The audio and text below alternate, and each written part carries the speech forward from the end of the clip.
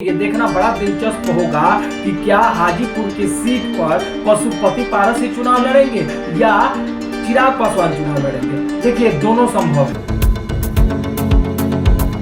नमस्कार, आप देख रहे हैं फाइनल पोस्ट। मेरा नाम पुरुषोत्तम है। बिहार में आगामी जो लोकसभा चुनाव है उसको लेकर के न एनडीए से और न इंडिया गठबंधन से एक भी सीट का बंटवारा अभी तक तय नहीं हुआ है।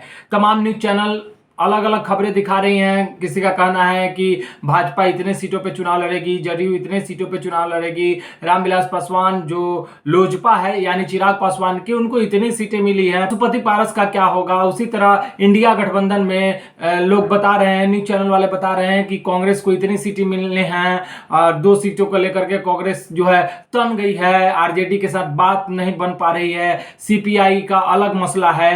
तो इन तमाम जो भी अटकलें लगी हैं सीटों को लेकर के, उसका फैसला आज आ जाएगा। दिल्ली में इंडिया गठबंधन की भी बैठक है और नीतीश कुमार जो है वो भी जा चुके हैं दिल्ली सीट बंटवारे को लेकर के, फैसले को लेकर के। संजय झा ने क्या बयान दिया है सीट बंटवारे को लेकर के, आपने सुना ही है कि जल्द ही हम इसको अनाउंस कर देंगे। लेकिन अब हम बात करते हैं बिहार की इस पॉलिटिक्स में, हम बात करते हैं बिहार के एनडीए गठबंधन में जो सीटों का बंटवारा है वो अभी तक क्यों फंसा हुआ है। देखिए इसका एक ही कारण है और वो एक कारण ये है कि एनडीए गठबंधन में जो भी दल हैं उस दलों में अभी तक जो है आपसी समन्वय स्थापित नहीं हो पाया है। आपसी समन्वय स्थापित नहीं होने का कारण सिर्फ और सिर्फ 2 दल को बताए जा रहे हैं और वो दल है, एक दल है चिराग पासवान का, दूसरा दल है पशुपति पारस का। लेकिन बिहार में एनडीए गठबंधन में जो लोक जनशक्ति पार्टी रामविलास है यानी चिराग पासवान की पार्टी है, तमाम न्यूज चैनल से खबर आ रही है और चिराग पासवान का जिस तरह से बयान आया था उससे यह साफ जाहिर होते हुए नजर आ रहा है कि चिराग पासवान को 5 सीटें लगभग मिलना तय हो चुका है और इसका अनाउंसमेंट आज शाम तक अगर सीटों का बंटवारे का फैसला हो गया तो ये आ भी जाएगा। लेकिन अब बात करते हैं कि जो एनडीए गठबंधन है और बिहार में जो भी सीटें हैं उसका फैसला क्यों नहीं हो पा रहा है। तो फैसला नहीं होने का जो मैंने अभी आपको कारण बताया कि 2 पार्टी है, एक पार्टी है लोक जनशक्ति पार्टी रामविलास और एक है राष्ट्रीय लोक जनशक्ति पार्टी यानी पशुपति पारस की पार्टी।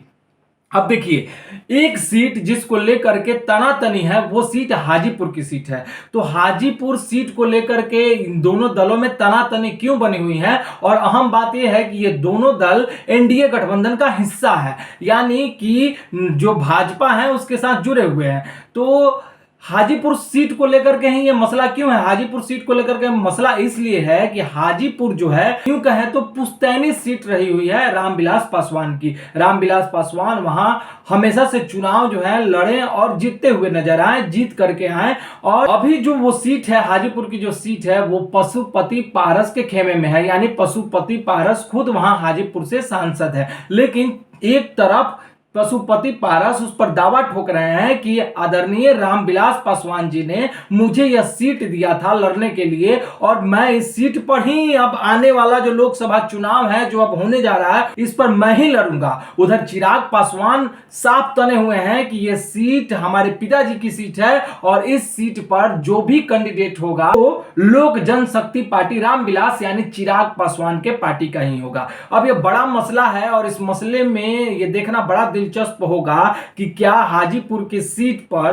पशुपति पारस ही चुनाव लड़ेंगे या चिराग पासवान चुनाव लड़ेंगे। देखिए दोनों संभव है। अगर चिराग पासवान जमुई छोड़ करके हाजीपुर की सीट लड़ना चाहते हैं और चिराग पासवान एक युवा चेहरा है बिहार में तो भाजपा उनको नेगलेक्ट नहीं करेगी। अगर ये सीट हाजीपुर की सीट जो है अगर चिराग पासवान के खेमे में जाती है और चिराग पासवान वहां से खुद चुनाव लड़ते हैं या उनकी माता श्री वहां से चुनाव लड़ती हैं तो क्या पशुपति पारस वहां से चुनाव लड़ेंगे? जी बिल्कुल लड़ सकते हैं। पशुपति पारस भी चुनाव लड़ेंगे और इसके लिए पशुपति पारस को एनडीए गठबंधन से अपना नाता तोड़ना होगा, इंडिया गठबंधन में जुड़ना होगा यानी आरजेडी कांग्रेस के साथ जाना होगा। तो इट्स में भी ये हो सकता है कि चिराग पासवान के अगेंस्ट में पशुपति पारस को उतारा जाएगा और यह चुनाव बड़ा ही दिलचस्प होगा, देखने वाला होगा। इसका नतीजा क्या होगा, ये जो है हॉट सीट के नाम से जाना जाएगा, हाजीपुर की सीट। क्या कोई और समीकरण बन सकता है कि पशुपति पारस हाजीपुर के सीट पर ही चुनाव लड़े?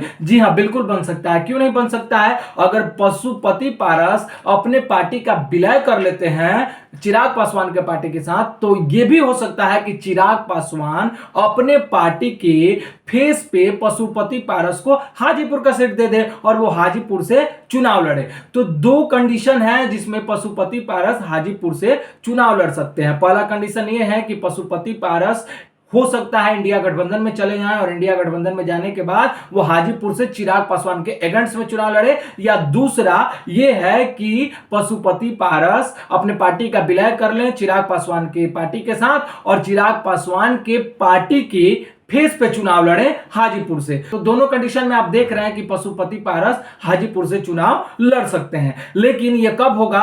यह पशुपति पारस को कंप्रोमाइज करना होगा। अब बात यह है कि पशुपति पारस कंप्रोमाइज करे क्यों? क्योंकि जब रामविलास पासवान की पार्टी टूटी तो दो धड़े में बट गई, एक चिराग का धड़ा और एक पशुपति पारस का धड़ा। और पशुपति पारस के धड़े के साथ 5 सांसद थे, इसमें से 2 सांसद अभी टूट करके चिराग पासवान की पार्टी में आ गए हैं। एक बीना देवी हैं और एक जो महमूद अली कैसर हैं, वो दोनों अब चिराग पासवान के साथ आ गए हैं। ये भी देखना दिलचस्प होगा कि क्या चिराग पासवान अपने साथ, उनके साथ जो कुछ भी हुआ था उसको भूल करके इन दोनों सांसदों को फिर से टिकट देंगे। ये देखना बड़ा दिलचस्प होगा, क्योंकि राजनीति में ऐसा होते हुए आया है कि ये सब बातें भुला दी जाती हैं और ये देखा जाता है कि ये सीट हमारे पाले में आ रही है कि नहीं, हमारा कैंडिडेट यहाँ से जीत रहा है या नहीं। और कैंडिडेट का फेस कहीं ना कहीं मायने भी रखता है कि इस कैंडिडेट को हम चुनाव लड़ाएंगे तो ये जीत करके आएगा कि नहीं। तो ये तमाम चीजें हैं जो देखी जाती हैं और पीछे क्या हुआ है उसको नजरअंदाज किया जाता है। लेकिन चिराग पासवान एक युवा चेहरा है और बिहार के युवाओं का उनके प्रति काफी रुझान है। और चिराग पासवान के साथ क्या होता है, ये बिहार के पॉलिटिक्स में अभी के समय में बहुत बड़ा सस्पेंस बना हुआ है कि जब एनडीए गठबंधन के सीटों का बंटवारा होगा और जब चीजें सामने निकल करके आएंगी तो ये देखना बहुत ही दिलचस्प होगा कि हाजीपुर की सीट किसके खेमे में जाती है। अगर हाजीपुर की सीट पर चिराग पासवान की पार्टी चुनाव लड़ती है या चिराग पासवान चुनाव लड़ते हैं तो यह भी देखना बड़ा दिलचस्प होगा कि पशुपति पारस का क्या होगा।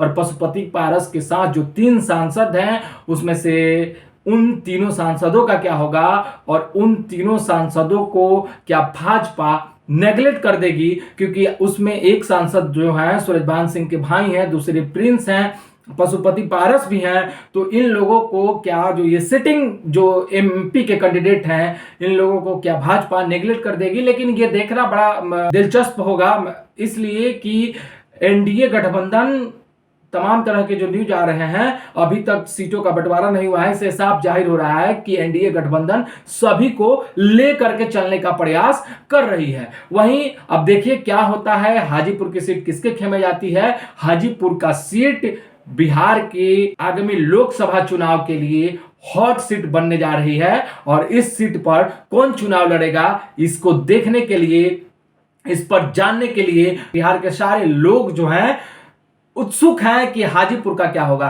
तो आप बने रहिए हमारे साथ, देखते रहिए फाइनल पोस्ट, जुड़े रहिए हमारे साथ। हाजीपुर सीट को लेकर के जो भी अपडेट आएगी और एनडीए गठबंधन को लेकर के जो भी सीटों का फॉर्मूला तय होगा और वो जो सामने आएगा उसको हम दिखाएंगे और सीट पर बारीकी से जो है हम एनालिसिस करके आपको दिखाते रहेंगे। तो बहुत बहुत धन्यवाद आपका, आपने हमें अपना समय दिया। तो जुड़े रहिए हमारे साथ, देखते रहिए फाइनल पोस्ट। प्लीज मेरे चैनल को सब्सक्राइब कर लीजिए।